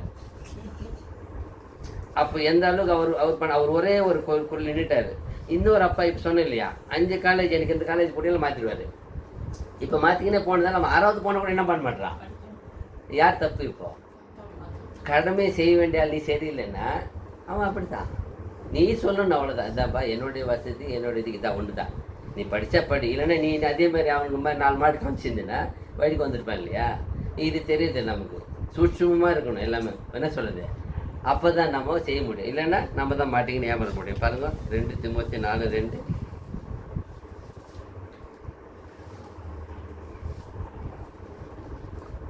ஏனென்றால் அவர்கள் ஆரோக்கியமான உபதேசத்தை பொறுக்க மனதில்லாமல் செவித்தினவு உள்ளவர்களாகி 2 தீமோத்தேயு 4:2 சமயம் வாய்த்தாலும் வாய்க்காவிட்டாலும் ஜாக்கிரதையாய் திருவசனத்தை பிரசங்கம் பண்ணு. அதுதான் எவ்வளோ அழகாக சொல்கிறார். இப்போ சமயம் வாய்த்தாலும் வாய்க்காவிட்டாலும் ஜாக்கிரதையாக எப்படி பண்ணணுமா? அதுதான் ஜாக்கிரதையாக பண்ணுறது தான் இந்த வேலை. எந்த வேலை பண்ணாலும் ஜாக்கிரதை வேணும்னு வச்சுங்க. முக்கியமாக இது ஏன்னா ஒரு விசுவாசத்தை என்ன பண்ணணும்? கட்டி எழுப்பணும். என்ன சொல்ல ஏசிக்கிறது என்ன பண்ணணும்? எல்லா விசுவாசத்தையும் கட்டுறதுக்கு தான் இந்த வாழ்க்கை. இந்த விசுவாசத்தை யார் என்ன பண்ண ஒரு ஸ்டெப் என்ன பண்ணக்கூடாது? இறங்கி போக வைக்கக்கூடாது. அது ஊழிக்காரனுக்கு இது சாபமாயிடும். அதுதான் பவுல் சொல்லுவார், உங்களை எல்லாரும் எனக்கு இயேசு கிறிஸ்து கட்டுறதுக்கு தான் அதிகாரம் கொடுத்தாரு, வழியை என்ன பண்ணுறதுக்கு அதிகாரம் கொடுக்கல, உடைக்கிறதுக்கோ பிடுங்கிறதுக்கோ அதிகாரம் கொடுக்கலன்றார். யாருக்குமே கொடுக்கல. ஏன்னா அதெல்லாம் தேவனோட திட்டம் தான். கரெக்டாக சொல்ல இருப்பார். ஏன்னா இயேசு தேவனோட திட்டம் அழைச்சி வரவர் யார் தான்? பிதா தான் என்ன பண்ணுறாரு? இயேசு கிறிஸ்துக்கிட்ட அழைச்சிட்டு வர்றாரு. இயேசு என்ன பண்ணுறாரு? தேவனோட திட்டத்தை எல்லாம் தேவன் என்ன பண்ணுறாரு? வெளிப்படுத்தி கொடுக்குறாரு. அதுதான் இங்கே நான் பார்க்குறோம். பாருங்க, பிலிப்பியர் 2, 5, 6, 7, 8. கிறிஸ்து இயேசுவில் இருந்த சிந்தையே உங்களிலும் இருக்க கடவுது. அவர் தேவனுடைய ரூபமாய் இருந்தும் தேவனுக்கு சமமாய் இருப்பதை கொள்ளையாடின பொருளாக எண்ணாமல் அந்த ஃபர்ஸ்ட் சொன்னீங்க கிறிஸ்து இயேசுவில் இருந்த சிந்தையே உங்களிலும் இருக்க கடவுது. ஏன் இந்த வார்த்தை சொல்லிட்டாரு அவரு? ஏன்னா அவரோட சிந்தை நீங்க தரிசிக்கலன்னா அவர் செஞ்ச அந்த எல்லா கடமையும் நீங்க என்ன பண்ண முடியாது? செய்யவே முடியாது. அப்போ அந்த கடமை செய்யணும்னா கண்டிப்பாக அவரோட சிந்தை என்ன பண்ணிக்கணும்? இந்த தரிசிக்கணும். இப்படி என்ன தான் நீங்கள் ஆப்ரேஷன் பண்ணணும்னு சொன்னால் ஃபஸ்ட்டு உங்கள் கோர்ஸ் என்ன பண்ணிருக்கணும்?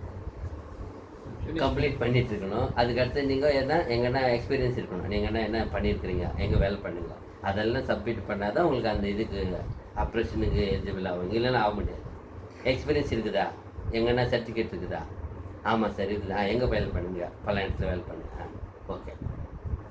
இந்த இந்தியாவில் எங்கே வேலை பண்ணாலும் டாக்டருக்கு வேல்யூ கிடையாது. ஆனால் ஜிப்மரில் வேலை பண்ணால் ஃபஸ்ட்டு வேலை கொடுக்குறாங்க. நீங்கள் எங்கன்னா போங்க இன்டர்நேஷ்னலில். பாண்டிச்சேரி ஜிப்மரில் நான் 1 இயர் ட்ரைனிங் பண்ணியிருக்கிறேன்னு சொன்னால் ஃபஸ்ட்டு ப்ரிஃபரன்ஸ் இந்தியாவில் அவங்களுக்கு தான். ஏன்னா இந்தியாவில் நம்பர் 1 ஹாஸ்பிட்டல் அதுதான். உங்களுக்கு தெரியுமா இருக்குன்னா?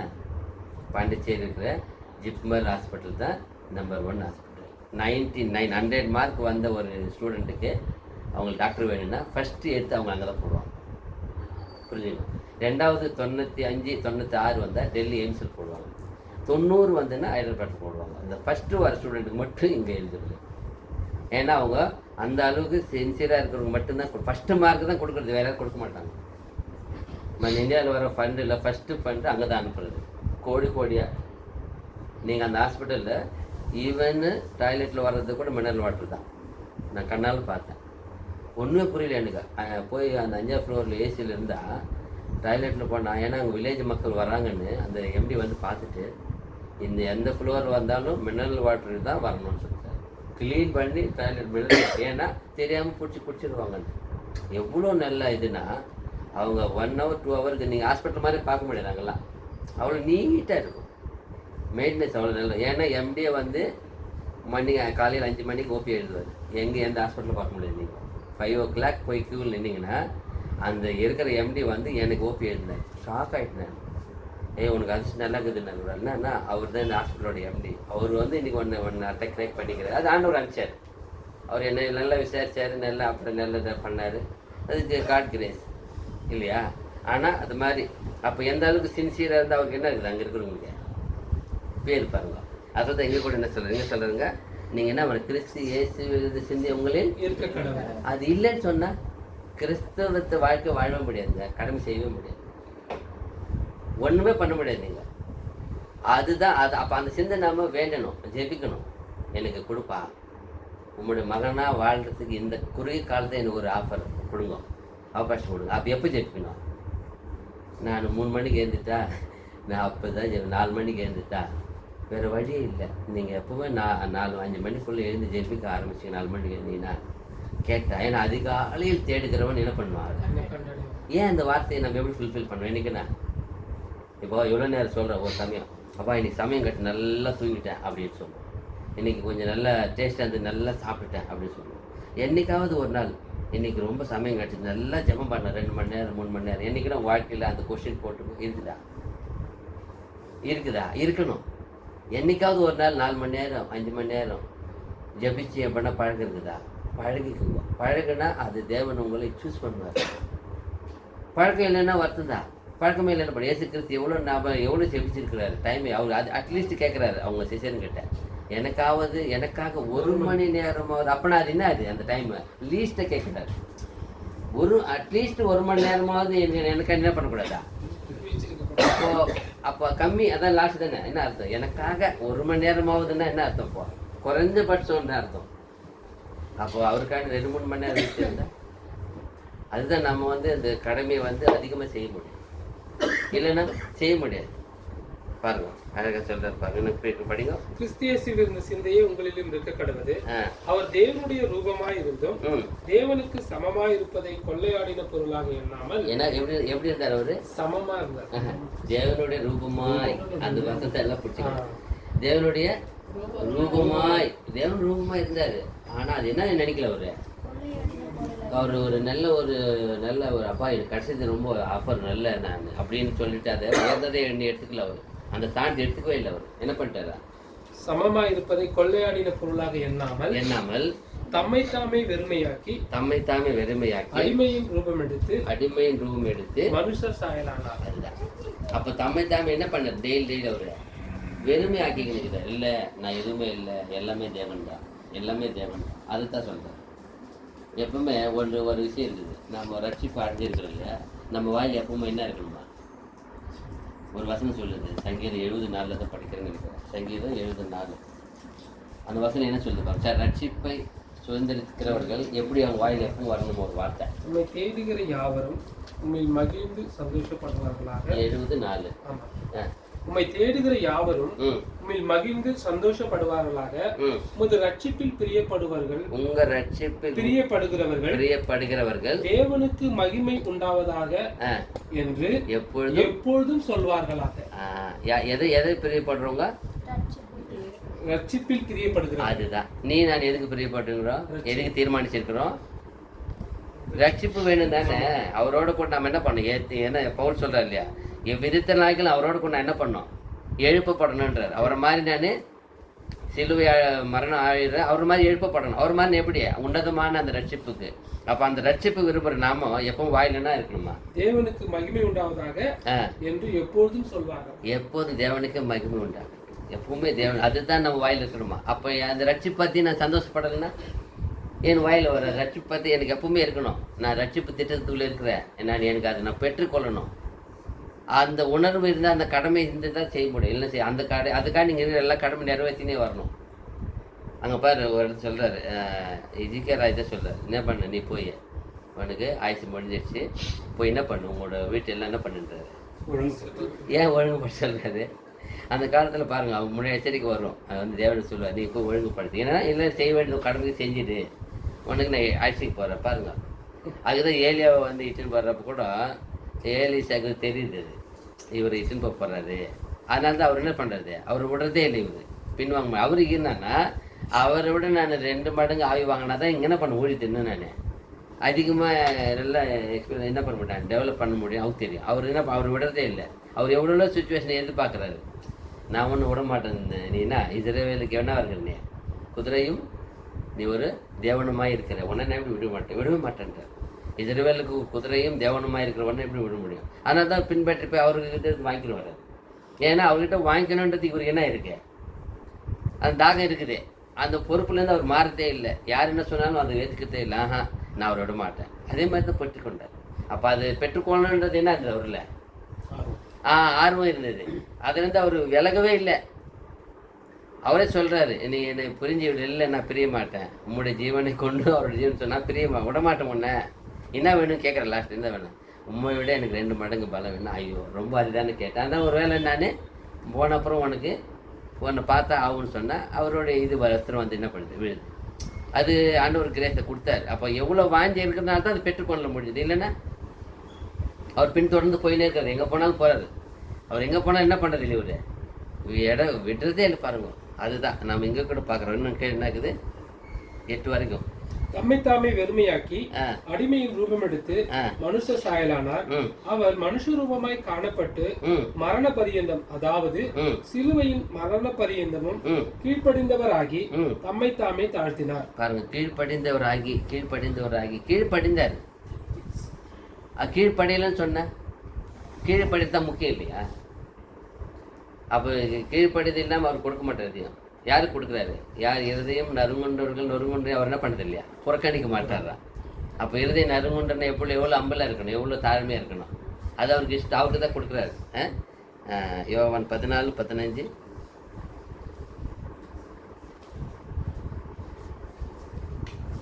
நீங்கள் என்னிடத்தில் அன்பாயிருந்தால் என் கற்பனைகளை கைக்கொள்ளுங்கள். அதுதான், நீங்கள் என்னிடத்தில் அன்பாயிருந்தால் என்ன பண்ணுங்க? என் கற்பனைகளை கை. அதுதான் கடமை. ஒரு கிறிஸ்துவன் மேலே விழுந்த கடமை என்னன்னா, தேவனிடத்தில் எப்படி இருக்கணும்? அன்பாக இருக்கணும். அங்கே சொல்கிறேன், என்னிடத்தில் அன்பாக இருந்தால் என்ன? தேவனிடத்தில் எப்படி இருக்கணும்? அன்பாக இருக்கணும். நிறைய பேர் கோபமாக இருப்பாங்க. என்னாண்டவர் இன்னுமே என்னை இவ்வளோ வேதனைப்பட வைக்கிறேன், நீ என்னை எடுத்துக்கோ சீக்கிரமா. ஒரு சிலர் இன்னும் கூட நான் அப்போ கேள்விப்பட்டேன், அவங்க ஊழி பண்ணவங்க அவங்க வந்து சொல்லுவாங்க என்கிட்ட, இவளையே ஆண்டவர் என் தலைமையில கட்டி வச்சுட்டேன். ஐயோ அப்படி சொல்லக்கூடாது சார். ஆனால் இல்லைப்பா, அவ்வளோ டென்ஷன் எனக்கு கொடுக்குறாங்க. அப்போ தான் சரி, அப்படி சொல்லக்கூடாது சார். ஆண்டவர் நீ வேண்டியிருந்தானே கல்யாணம் பண்ணி கொடுத்தாரு. எனக்கு வாங்க வேணும்னு கேட்டது யார்? நீ தான். நான் தான் கேட்டேன். அப்போ அவர் தான் கொடுத்தாரு. நீ கேட்கணும் கொடுத்தாரா? இல்லை நான் தான் கேட்டேன். எனக்கு ஒரு ஊழியம் பண்ணுறது எங்கள் அம்மா பார்த்துக்கிறதுக்கு ஒரு ஆள் வேணும்னு கேட்டேன் இல்லையா? அப்புறம் எப்படி இன்றைக்கி ஏன் கூட தலைமையில் வச்சு சொன்னேன்? எப்படி அது? நீ வச்சு தலைமையில் வச்சுக்கிற, அவர் வைக்கல. இந்த வார்த்தை யார்கிட்ட வந்தது? உன் வாயில் தான் வருது. என்னன்னு சொன்னேன்? நீ ஏன் கூட என் தலைமையில் கட்டி வச்சேன்னு சொல்கிறேன். நீ ஏன் தலைமையில் வச்சுக்கிறேன் இல்லையா? தவறு யாருதே பாருங்க. நீங்கள் தலைமையில் வச்சுக்கின்னு தப்பு. தலைமையில் வைக்க சொல்ல, அவருக்கு பக்கத்தில் வைக்க சொன்னார். அது கூட எங்கே வைக்க சொன்னார்? லெஃப்டில் வைக்க சொன்னார். எங்கே வைக்க சொன்னார்? ஆர்ட் பக்கத்தில் லெஃப்டில் இருக்கட்டும்னார். ஏன் ரைட்டு கூட வாண்டான்ட்டார். புரிஞ்சுக்கோன்னு அப்புறம் அனௌன்ஸ்மெண்ட்டு. நீங்கள் தான் தலைமையில் வச்சுக்கிறீங்க. உங்கள் வாயிலேருந்து வந்துச்சு பாருங்க. அதுதான். அதனால தயவுசெஞ்சு அப்படி சொல்லாதீங்க. நிறைய பேர் அப்படி தான் கேட்குறது. என்ன பிரச்சனை வந்தால் அப்புறம் ஏன் என்னை இங்கே வச்சு இந்த குடும்பத்தில் ஏன் கொடுத்த? அதெல்லாம் அதுன்னா என்ன இல்லை? தேவனிடத்தில் என்ன இல்லை? உங்களுக்கு அன்பு இல்லை. என்ன சொல்றது? ஏசு என்னிடத்தில் அன்பா இருந்தால் கற்பனைகளை கைக்கொள்வீர்கள். அது அன்பா இருந்தால் தான் கற்பனை கைக்கொள்ள. ஐயோ நீ இவ்வளோ நல்லது கொடுத்துருக்கிறியே, இவ்வளோ நன்மையை கொடுத்துருக்கிறியே, இவ்வளோ ஒரு சுகபோகத்தை பாக்கியத்தை கொடுத்துருக்கிறியே, அதை நீ தான் அனுபவிக்க தெரியல. அது எப்படி பக்குவமாக கடமை எப்போ செய்யணும் தெரியல. நீ 7 மணிக்கு டெய்லி எழுந்துட்டு குடும்பத்தை நடத்த கஷ்டம். 4 மணிக்கு எழுந்துப்பாரு. அவங்க சொல்லுவாங்க ஒரு சிலர், என்ன 4 மணிக்கு எழுந்து சார், என் பையன் உங்கள் புருஷன் எல்லாம் வேலைக்கு போகிறப்ப அவங்களுக்கு எல்லாம் கேரி கட்டி கொடுத்துட்டாங்க. 6 மணிக்கு எழுந்து என்ன பண்ண முடியும் சொல்லுங்களேன்? நீங்கள் 6 மணிக்கு எழுந்து 3 பேர் கேரி கட்ட முடியுமா? 4 மணிக்கு எழுந்தா அப்போ யாருக்கு தவறு இருக்குது? நீங்கள் செய்ய வேண்டிய கடமை நீங்கள் செய்யுங்க. நீங்கள் எழுந்துருங்க, வேறு வழி இல்லை. நீங்கள் தான் மாற்றிக்கணும் சேஞ்சு. அவங்க வேலைக்கு 6 மணிக்கு 7 மணிக்கு போகிறாங்கன்னா நீங்கள் 4 மணிக்கு சமையல் பண்ணி கையில் கேரி கொடுக்கும், முழுமையாக சம்பளம் வரும், உடம்பு ஆரோக்கியமாக இருக்கும். நீங்கள்லாம் ஹோட்டல் சாப்பிட்டங்கன்னா போயிடும் இல்லையா? அதானே உண்மை. அப்போ ஒழுக்கன்றது, கட்டுத்திட்டன்றது, பண்புன்றது, பரிவுன்றது இல்லையே, போயிடும் இல்லையா? நஷ்டம் யாருக்கு? நிறைய பேர் அப்படிதான். ஒரு சில வீட்டில் பார்க்குறேன் நான், நம்ம இன்னைக்கு உடம்பு சரியில்லைன்னு சொல்லிட்டு அவங்க ரொம்ப நைட்டு சாதம் தண்ணி ஊற்றி வச்சு பழஞ்சோறு கட்டி கொடுக்குறாங்க. டிஃபன் பண்ணிக்கோ ட்ரெயினில் கூட. நான் நினைப்பேன் நிஜமாகவே அவங்க உடம்பு ஆரோக்கியம் கேர் பண்ணுறாங்க. ஏன்னா வெளியே சாப்பிட்டு உடம்பு கெட்டிடம் இருக்குது. பழைய சோறுனா கொடுக்குறாங்க. இன்றைக்கி ஒரு நாள் உடம்பு சரியில்லை மன்னிச்சுக்குவோ சொல்லி கண்ணால் பார்த்துட்டாங்க. ரொம்ப ஷாக் ஆகிட்டேன். என்னது அனுபவப்பாங்க. அந்த பழைய சோறு கவரில் கட்டி ஊறுகாய் போட்டுறதோடு கொடுத்தாங்க. ரொம்ப ட்ரெயினில் உட்காந்து சாப்பிட்றாரு. பரவாயில்ல, என்னென்ன ஆரோக்கியம் நல்லா இருக்கணும். அதுதான். அப்போ நம்ம கடமையை எல்லாம் சேர்ந்து செஞ்சால் தான் நம்ம அவர்கிட்ட பெற்றுக்கொள்ள முடியும். அன்பாக இருக்கணும்னு சொல்ல தேவர் என்ன சொல்கிறார்? என்னிடத்து அன்பாக இருங்கள். என்னுடைய அப்போ தான் நீங்கள் என்ன பண்ண முடியும்? கரெக்டாக என்ன பண்ண முடியும்? நிறைய பேர் இப்போ இவங்க இவ்வளோ பண்ணுறாங்க இல்லையா? அவர் ரிட்டர்ன் வர்றப்போ அவங்களுக்கு என்னென்ன பிடிக்கும் தேடி மார்க்கெட்லாம் சுற்றிங்கிறேன்னா எங்கள் பொண்டாட்டிக்கு இது பிடிக்கும் சார். அப்போ தான் புரியுது அந்த அம்மாவோடைய அன்பு அவருக்கு என்ன பண்ணுது, தொடுது. கரெக்டு. அவர் தேடுவார் போய் மார்க்கெட்டை. என்ன இதை இப்படி தெரியுங்க, என்ன வேணும் உனக்கு? என்ன இது சார் எங்கள் பொண்டாட்டி மரவள்ளிக்காய் வாங்கினோன்னு சொன்னேன். அந்த மரவள்ளிக்காய் தேடிங்கிறது போய் எனக்கு பேஜர் இது உண்மை அது. ஏன்னா அவங்களுக்கு என்ன பிடிக்கும், நீ ஒரு ஈவினிங்கில் அவர் மார்னிங் அவங்க தேடிட்டாங்க இல்லையா, அவங்க மார்னிங் என்ன பண்ணுவாங்க 4 மணிக்கு எழுந்து இவருக்கு என்ன வேணும் பண்ணி கொடுத்துட்டாங்க.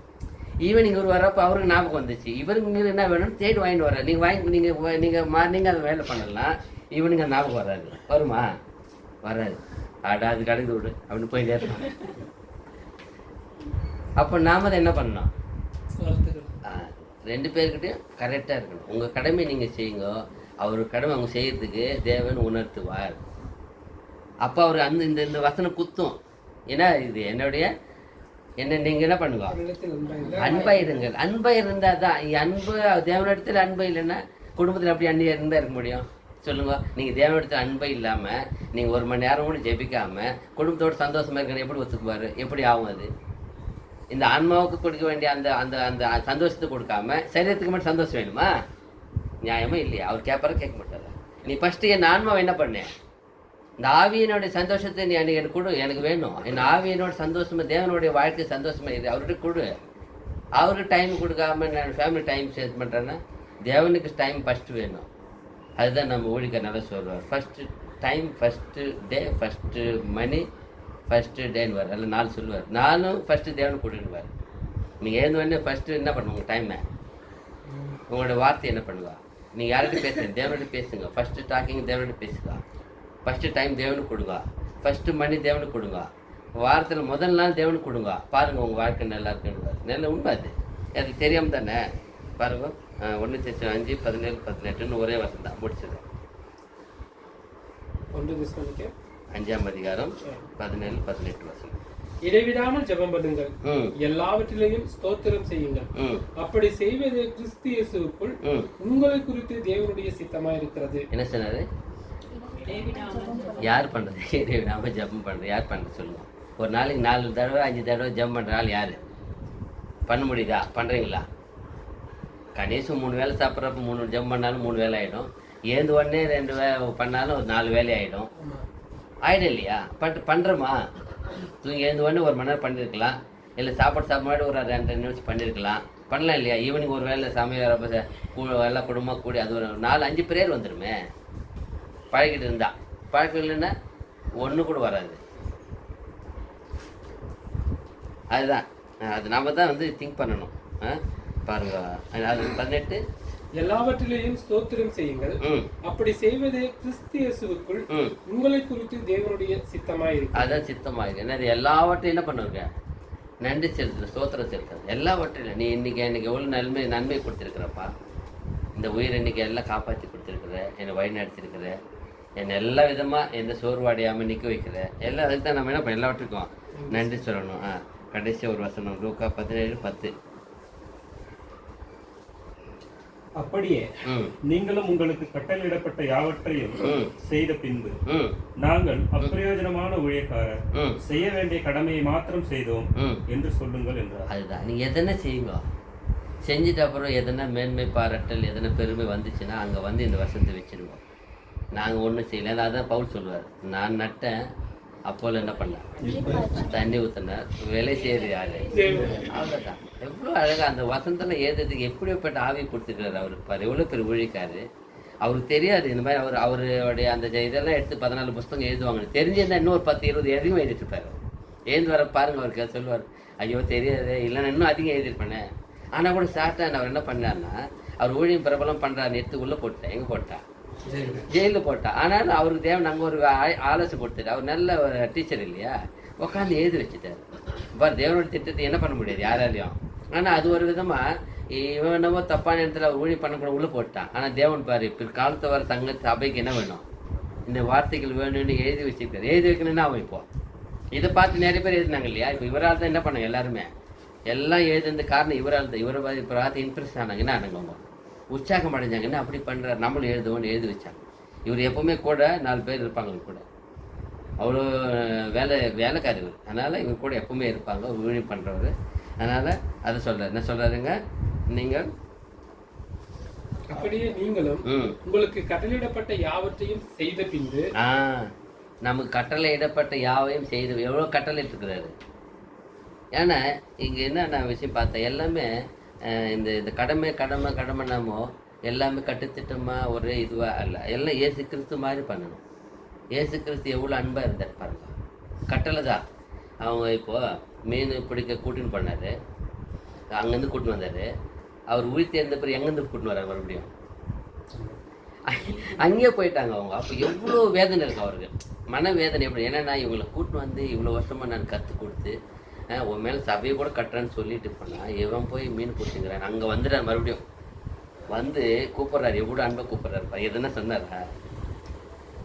வாங்க வாங்க உங்களை எல்லாம் இன்றைக்கி வச்சுக்கிறேன்னு சொன்னாரா? ஆனால் அவர் பாருங்கள் எவ்வளோ அன்பு. அவர் என்ன இன்னொன்று பண்ணுறாங்க, அவங்க வரதுக்கு முன்னாடி கறி நெருப்பு உண்டாக்கி என்ன சுட்டு கொடுக்குறேன் என்ன மாதிரி. ஐயோ, அப்போ தான் புரியுது அவருக்கு இவர் யாருன்னே புரியுது. அப்போ தான் ஒருத்தருக்கு புரியுது, முக்கியமானவருக்கு புரியுது. அப்போ தான் ஓ கர்த்தர் வந்துட்டாரா அப்படின்னு எல்லாத்துக்கும் குதிக்கிறார். இல்லை எரியவே இல்லை ரொம்ப நேரம், என்ன ஆகல, யார் வந்துக்கிறான்னு கூட தெரியாமல் இருக்கிறார். அப்புறம் உணர்ந்துக்கிறார் லேட்டாக. அப்போ எவ்வளோ வருத்தம் இருக்கும். இவ்வளோ நாள் வேலை செஞ்சுட்டு ஒரு 3 நாள் போய் தூங்கி வந்து வர்றதுக்குள்ளே இந்த மறுபடியும் அங்கேயே போயிட்டாங்கன்னா இவ்வளோ வருத்தம் இருக்கும். ஆனாலும் எதை பற்றி அவங்க மறுபடியும் சொல்ல 40 நாள் அவர் என்ன பண்ணுறவங்க எல்லாம் அவங்க ட்ரெயின் பண்ணுறாரு, மறுபடியும் திடப்படுத்துறாரு. 40 நாள் மறுபடியும் எவ்வளோ பெரிய அன்பு. வந்த உடனே சொல்ல போனால் ஜாட்டி எடுத்து அடிச்சிருக்கணும். அவர் சொல்ல போனால் என்னடா உங்களுக்கு கற்றுக் கொடுத்துட்டு போனேன், என்ன எங்கடா வந்துக்கிறீங்க, எங்கே கூட்டின்னு போயிட்டு நீங்கள் வலைய வானாண்டா மனுஷனை போட்டிங்கன்னு சொல்லிட்டு போனால் மறுபடியும் வலையை வந்து எடுத்துருக்கிறீங்களே சொல்லிக்கணும் இல்லையா? சொல்லவே இல்லை. மறுபடியும் வந்து அம்பெல்லாம் வந்து சாப்பாடு பண்ணி கொடுத்து டிஃபன் பண்ணி கொடுத்து அவங்களை கூப்பிட்டு அழகாக மறுபடியும் பேசி மறுபடியும் எல்லாரும் ஆனால் உள்ளுக்குள்ளே அவர் பேச வேண்டியதே இல்லை. அவர் பார்த்து உள்ளுக்குள்ளே எவ்வளோ வேதனை அடைஞ்சிருப்பாங்க. தவறு பண்ணிட்டு வந்து நிற்கிறப்போ எவ்வளோ வேதனை இருந்திருக்கும். இவர் கேட்கவே இல்லைன்னு எவ்வளோ வேதனை இருந்திருக்கும்.